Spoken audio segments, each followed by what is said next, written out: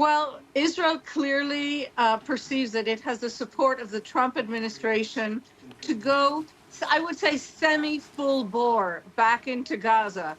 In other words, there don't appear to be limits on Israel's actions in this new Gaza operation. But on the other hand, it's not yet a full bore war. Israel's ground operations have been very limited, and the Air Force is attempting, as you just hinted, to eliminate what's left of Hamas's leadership. But there are other concerns with basically all of Israel's retired security chiefs in public interviews in the last 48 hours saying that there is no strategy and no point to this war, and they're calling it a war of no necessity. They're saying that Israel is unnecessarily endangering the lives of both hostages and soldiers, and they're basically calling for civil resistance, which is, among many other things happening in Israel, an unprecedented situation in the country.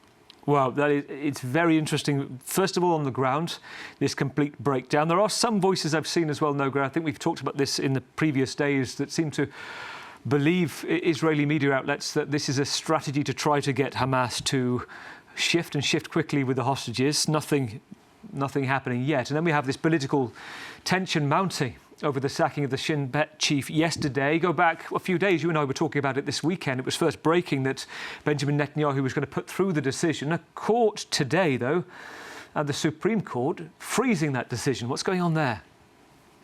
That's right. Netanyahu was warned ahead of time by the Israeli Attorney General, who is the highest judicial figure in Israel, the highest authority and a civil servant, that this would be an illegal act, that for several reasons, his cabinet did not have the right at this moment to fire, not for cause, the head of the Shin Bet.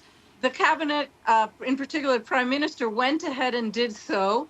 And it didn't come as a complete surprise that within just a few brief hours, the Supreme Court froze it. They haven't yet ruled finally on this, let's call it a decision, though it's not a legal decision.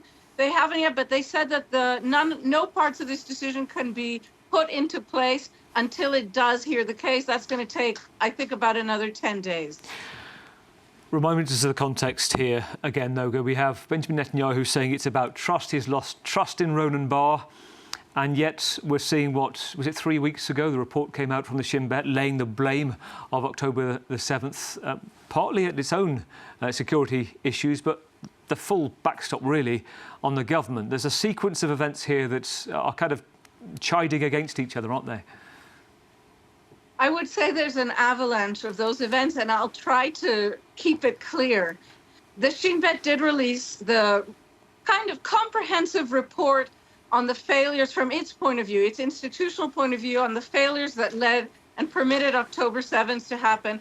And as you say, the organization, the agency pointed out that on several occasions it had recommended attacks against the Hamas leadership and that the prime minister refused that recommendation. That's on one side.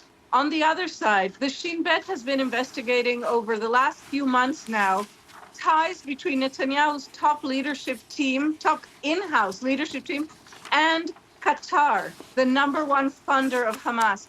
The accusations now are that his top advisors were on Qatar's payroll during this war. So we're coming very close to a treason, wartime treason investigation of Netanyahu's closest staff. There appears to be a connection between that second investigation and Netanyahu's decision to jump ahead and fire Ronen Bar, even with the knowledge ahead of time that this was not a legal act and could cause huge tumult. I want to briefly mention as well just a quote that's really striking this week. If thinking of anything that springs out, it's this from the former head of the Supreme Court, Aharon Barak, saying the risk in Israeli society could lead to civil war. That's right. This is now, Israel feels like it is on the brink of a civil war. This is what all public officials are talking about, including the prime minister himself, believe it or not, who just tweeted around an hour ago a very ambiguous tweet in which he said there will be no civil war in Israel, but then added, in the state of Israel believes in the rule of law, and under the law, we, the government, have the right to fire the head of the Shin Bet. That is not actually correct, but that's what he said, addressing this talk. It's not just the former Supreme Court Chief Justice. I think every living former Chief of Staff of the Army, every living former Attorney General, the heads of commerce and industry, everyone has. It's been an avalanche today of social and economic leaders saying that if Netanyahu leads the country to a constitutional crisis by refusing to accept a Supreme Court ruling, that this country will grind to a complete halt.